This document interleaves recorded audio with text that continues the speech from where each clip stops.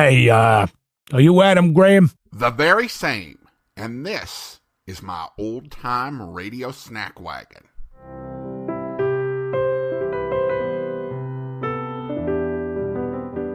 Welcome to the Old-Time Radio Snack Wagon, where we serve up a bite-sized portion of old-time radio. And now, here's your Snack Wagon host, Adam Graham.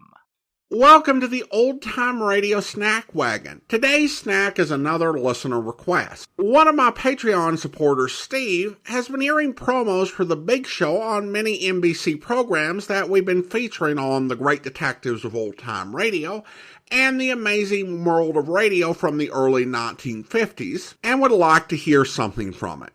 We can do that. The Big Show was part of NBC's response to CBS's talent raids, in which top talent from NBC was lured away to CBS, led most notably by Jack Benny. On CBS, Benny led a powerful CBS Sunday lineup that NBC struggled to compete with. The Big Show was NBC's counter-programming to Benny. It represented a revival of long-form variety programs which had fallen out of favor in the 40s. It offered 90 minutes of entertainment, and each episode was chock full of stars. The show was recorded in Hollywood some weeks and in New York others to give the series access to the full range of available comedic, musical, and dramatic talent. The show was hosted by legendary stage actress Tallulah Bankhead. The music, arranged, and the orchestra was conducted by Meredith Willson, who today is best remembered for writing the musical The Music Man. Today's snack comes from the second episode of the series. It features Groucho Marx parodying his own show, You Bet Your Life. You Bet Your Life was the best remembered quiz show from radio's golden age. It began airing over radio in 1947 and continued on television until 1961. There have been several revivals since the series left the air, the most recent being with Jay Leno starting in 2021. On today's program, two of the contestants will be Baby Snooks and Daddy. There's a lot that can be said about them, and I hope to do an episode that focuses more specifically on them in the future. For now, we can explain briefly that Baby Snooks was a mischievous 7-year-old girl played by 59-year-old Fanny Brice, with Hanley Stafford playing her daddy. The character had begun in vaudeville and gained prominence through appearances on two separate Maxwell House programs before getting her own show in 1944, which was airing on NBC at the time that this sketch was recorded. With that said, from November 12th, 1950, here is Groucho Marx with You Bet Your Life, Big Show edition.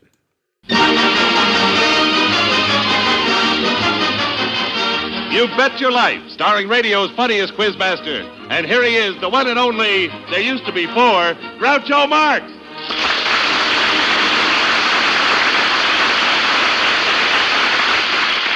Well, here we are, ready to play You Bet Your Life, and here's your announcer to explain the rules of the game. Well, folks, it's very simple. Simple. I've been doing it for 4 years. I still don't understand it. Each couple in our contest gets $20. Some deal. Unemployment insurance gives you $26. Each couple can bet as much of the $20 as they like. And the amount bet is added on to the original $20, and they can bet as much of that as they like, which is again added consecutively to the original amounts, which have been varied each time, depending on the amount you have bet or have not bet before. The Einstein theory is relatively easy. And here's our first couple, Groucho, a father and daughter. Mr. Higgins and Baby Snooks, meet Groucho Marx. Well, hello, little girl. Your name is Baby Snooks? Yes, sir. Are you a good little girl? Yes, sir. And this is your father? Yes, sir. Hello. Hello, Mr. Higgins. I want to welcome you to You Bet Your Life. Wait a minute, mister. Where's my money? Money? What money? I answered 3 questions, and you didn't pay me any money yet. Isn't she cute? Why don't you shut up? Hit him, Daddy. Snooks, stop that. I'm sorry, Mr. Marx. She doesn't understand the rules of the game. Then she's smarter than I thought she was. Now tell me, how long have you two been married? We ain't married. You ain't? No, he's my daddy. We ain't even engaged. Mr. Higgins, you mean this is your daughter? Yes. And you're still speaking to your wife? What? Now, just a darn minute. You can't talk that way about my daughter. Why not? I've got a daughter myself. Well, I really shouldn't say I got her myself. I had a little help. Yes, we can't ignore our wives, can we? No, but I have no respect for a man who doesn't try. Oh, Daddy. What? Bend down. I gotta whisper something. All right. What? Now, why couldn't you think of that when we were still in the hall? I wasn't thirsty.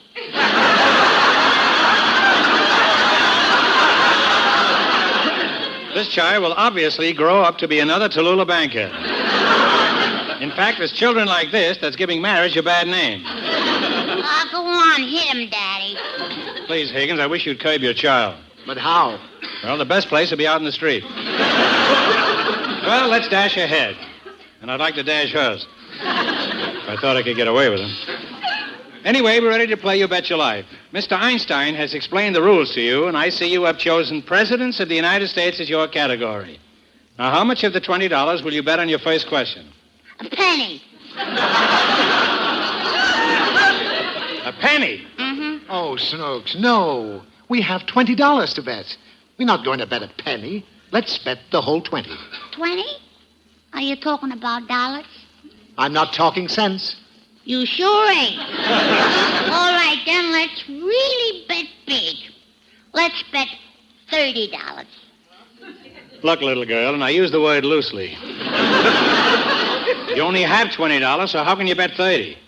Unless, of course, you expect to do it on credit, and frankly, you don't look too honest. You've got a fairly ugly little kisser. Now, just a minute. I resent that. Do you deny it? No, I just resent it. Then let's get back to where we were, which is about as boring a place as I can think of. Now, how can you bet 30 when you've only got 20? Well, my daddy's got some money, haven't you, Daddy? No, I haven't. Daddy, I saw you take $50 out of Mama's slacks this morning. Snooks. Yes, Quiet, I did. And I'm going to tell Mommy that you... All right, all right. Yes, I will. If she wants to bet 30, I'll put up the other 10. You mean you'll pay me $10 of your own if she doesn't know the answer to the question? Yes. That's a pretty unbelievable thing to have happen. Then, so is your daughter. Well, anyway, here's the question for $30. What is the name of the second president of the United States? The second president? Yes, and I'll give you a hint. His first name was George. I know. George Washington. I'm sorry, it's John Adams. But you told her the first name was George. I'm sorry, I was wrong.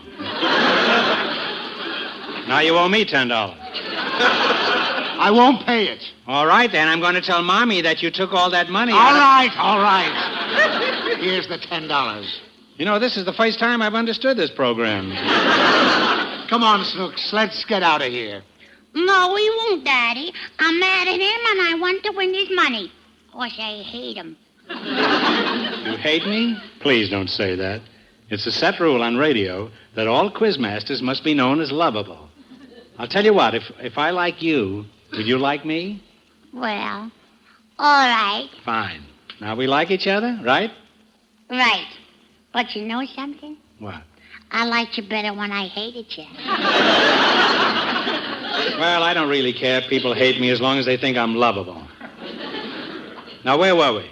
Well, we want to bet you some more money. My daddy still got $40 left. Snooks, no. But I saw you take it out of Mommy's pocket. Your mummy sounds like she's got a great pocket. Wouldn't mind reaching in there myself sometime. Please, Mr. Marx.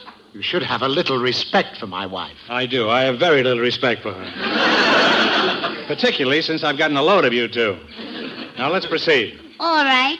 I want to ask you a question, and we'll bet $40. Snooks! Oh, you're going to ask me a question? Yes, I am. And I'll bet you $40. Little does she know that I have her in my power. for I am the master of the quiz, and soon I shall have all her money. Are you ready for the question, mister? Okay. All right. First pronounce the word T-O. T-O? 2. Right. This is like taking money from a baby. Now pronounce T-W. 2. Now pronounce the second day of the week. Second day of the week. Just a moment. Now, this is the one with the catch in it. She wants me to say Tuesday. But the correct way to say it is Tuesday. But I'm sure she always says Tuesday. So if I say Tuesday, she'll say I'm wrong because it's Tuesday. So I'll say Tuesday. Wrong, we win. Tuesday. Wrong, we win. Wait a minute, I say Tuesday. Wrong again. The second day of the week is Monday. Take the money, Daddy. We fooled you.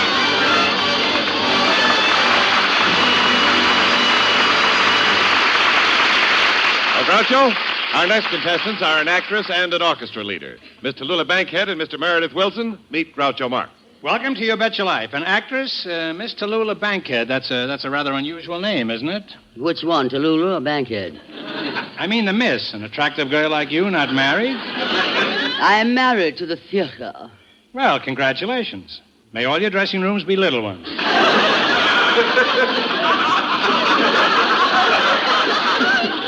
With running water, preferably.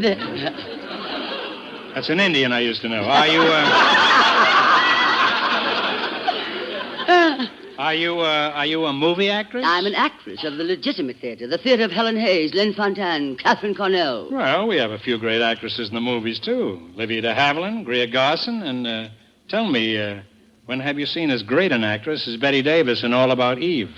Every morning when I brush my teeth.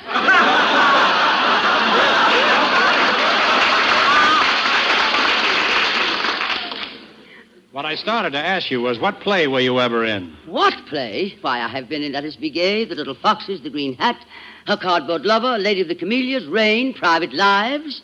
Pretty long title of a play. Huh? No wonder it closed. Tell me, Miss Bankhead, while you're out here in Hollywood, why don't you try going into the movies? I have been in movies. I made a picture called Lifeboat.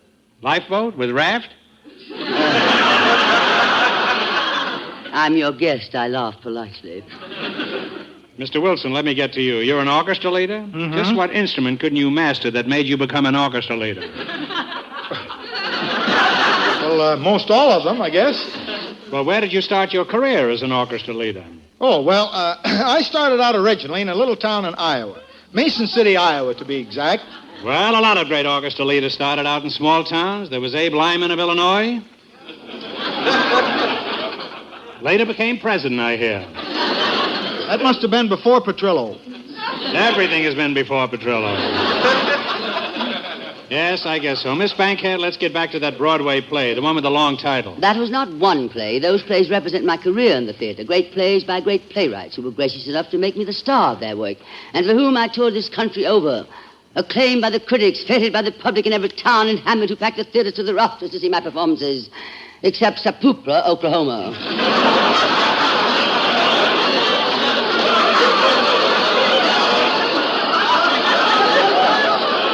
That is certainly a novel pronunciation.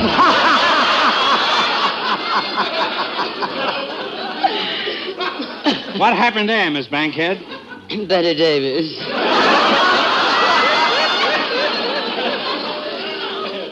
Oh, tell me, Miss Bankhead, do you think I could be an actor in the theater? Anyone can become an actor, I suppose, but to be great, one must suffer. I had to wrestle with every part I master. I've had to wrestle with every emotion known to man. Is there any method by which you can learn this acting profession? Well, I use the Stanislavski method. Stanislavski? Constantine Stanislavski. Oh, yes, good wrestler, that Stanislavski. How about you and me doing a little wrestling? I mean, a little scene from something and see if I have any acting talent. Very well. What do you know? Oh, not much. What do you know? What I mean is, are you familiar with the lines from any great plays? Just some of the actresses. No, well, I know Come Up and See Me sometime. Oh, no, dear. Well, we'll improvise. I do this quite often. It's great training. But I will set the scene in the drawing room in London. Penelope, the wife, is telling Cyril, the husband, that she has fallen out of love with him and is leaving him for someone else. English drawing room drama. Are you ready? Wait. Cyril, you remember when we first decided to get married? We said that should be one of us tired the other. That one won't tell the other. Wait. Cyril, I'm telling you now, I'm tired. Quite. I'm leaving you. Quite. This is the quietest part I ever had. Cyril, I have found happiness elsewhere, but you, my pet, what will become of you? Oh, don't worry about me, old girl. I shall probably end it all by leaping into the Thames River. Oh, Mr. Marx, it's pronounced Thames River. That's for the stomach, isn't it? I shall leap into the Thames River. Look, you jump in the river you like, and I'll jump in the one I like. Well, enough of this one-night stuff. Let's play You Bet Your Life. Willson, you can wake up now. Oh, I started out in Mason City, Iowa, and I was... Now we're ready to play You Bet Your Life. And I see you've chosen first names of famous movie stars. I'll give you the last name. You supply the first name. Now, how much are you going to bet on the first question? We'll bet the whole 20. Okay, Miss Bankhead? Press on, Meredith. Are you referring to his pants? Okay, for $20. What's his first name? His last name is Raines. Claude. Right, Claude Raines. Exactly what I was going to say, my pet. You took the words right out of my mouth. Okay, you now have $40. How much will you bet? 40. For $40, her last name was Palmer. Lily. That's right. Lily Palmer. Exactly what Right. I was going to say, my sweet. You see, you beat me to it by just... And how much will you bet now? You have $80. I bet you $80. All right, for $80, his last name is Clift. Montgomery. Correct, Montgomery Clift. You now have $160. I was about to say that, Mr. Wilson. You're too quick for me. All right, you take the next one. Let's bet the whole thing. All right. Very well. All right, now for $320, the movie actor whose last name is Stewart. What's his first name? I know, James. I'm sorry, you lose. It's Thames.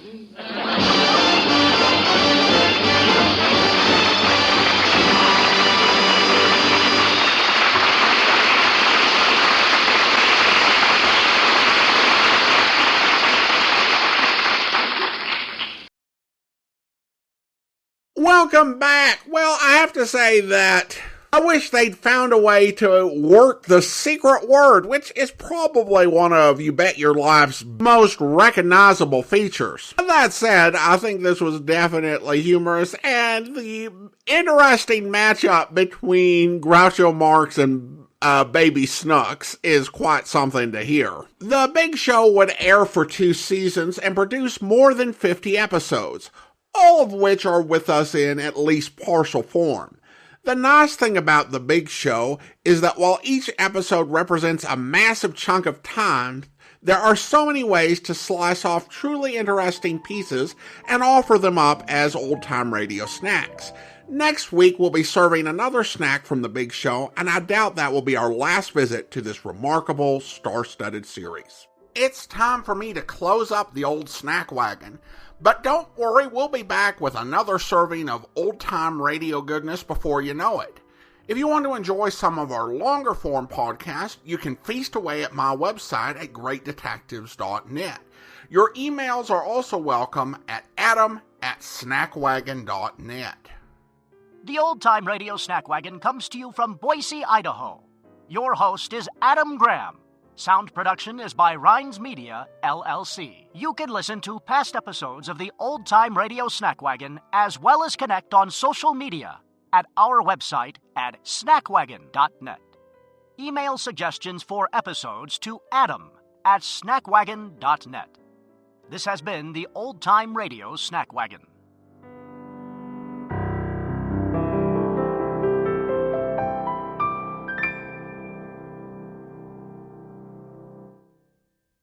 Until next time, goodbye.